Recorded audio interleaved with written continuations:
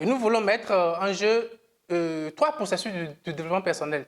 Il s'agit de la victoire sur la certitude, le lâcher-prise et puis le passage déroutant.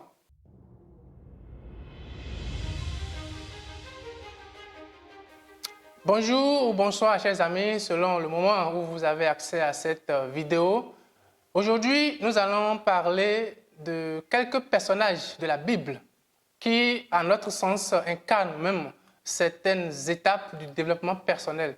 Parce que nous sommes toujours derrière ceux qui croient, qui ne sont pas concernés, non? Sans ça, ça nous sera très compliqué de nous en sortir. Sans commencer véritablement par être celui qu'il faut être du dedans de soi, ce sera compliqué. Et il ne faut pas seulement avoir les yeux sur ce qui nous fait peur, sur ce qui ne nous montre pas forcément un lendemain meilleur, ce qui met en garde, tout ce qui est négatif parfois. Nous allons aussi regarder d'autres personnes qui doivent nous inspirer. Nous allons commencer par Zachée. Et nous voulons mettre en jeu trois processus de développement personnel. Il s'agit de la victoire sur la certitude, le lâcher-prise et puis le passage déroutant. Zachée, vous savez mieux peut-être que moi qu'il avait peut-être tout pour ne pas chercher à changer sa vie, pour ne pas chercher une conversion, si je peux rester dans le thème qui convient, mais il n'avait plus besoin forcément de faire l'effort très remarquable qu'il avait fait en contournant la foule, en montant sur le sycomore, à la recherche du visage du Messie.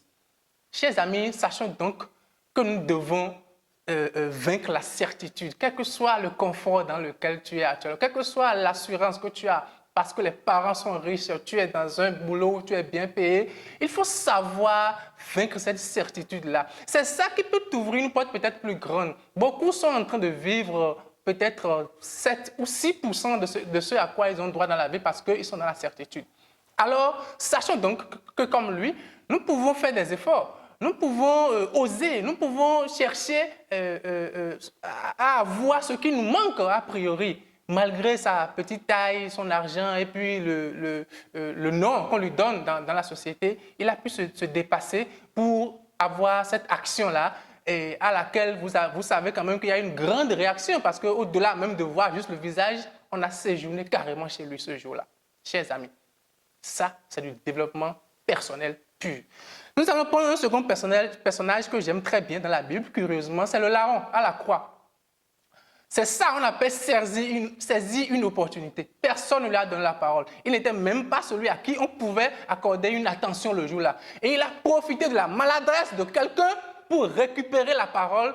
Et c'est ça qu'on appelle call to action en marketing digital. Il a dit par la suite, Seigneur, arrivé dans ton royaume, souviens-toi de moi. Pour lui, c'est quand il va arriver dans son royaume. Non, c'est ce soir-là même, selon la réponse du maître. Agissez, osez, depuis votre trou. Il est à quelques minutes de la mort. Mais il a saisi une opportunité inouïe que personne ne lui a donnée. Nous sommes là à croire qu'il faut tout le temps être en train de lutter pour ne pas pécher. Non, ce n'est pas de ça que Dieu a besoin. On est dans la grâce. Osons, réagissons, faisons tout comme si tout est à nous. On ne le fait pas. Et on croit que ceux qui partent devant personne dans un coin donné, que c'est eux que ça concerne, on est là à prier et parfois sur des intentions inutiles ou même creux, vides. Voyons larron à la croix qui arrive à arracher une grâce que nous continuons de chercher, nous qui sommes encore vivants et que nous ne sommes pas très sûrs d'avoir. Tout simplement parce qu'il a su se dépasser. Il a su du dedans de lui savoir qu'il est encore assez grand pour avoir ce que ceux qui croyaient être plus purs que lui espère peut-être avoir de façon plus gracieuse. Ce n'est pas le cas.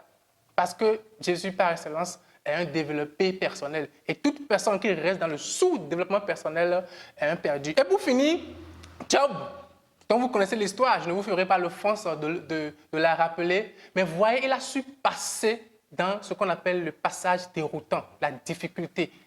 Tout ce qui te montre que tout est fini, mais dedans de toi, tu te dis que tout reste. Les amis viennent lui faire croire qu'il est fini. Ah, tu as dû faire quelque chose. On a dû être en train de te punir. Il dit non, Dieu a donné, Dieu a repris gloire à son nom. Il est resté égal à lui-même. Vous êtes dispersés. Essayez de grandir de l'intérieur et sachez que voilà vos icônes. Voilà des gens qui doivent vous inspirer. Arrêtez tout le reste, c'est Dieu qui sait juger. C'est non arrogance. Je vous remercie de m'avoir suivi.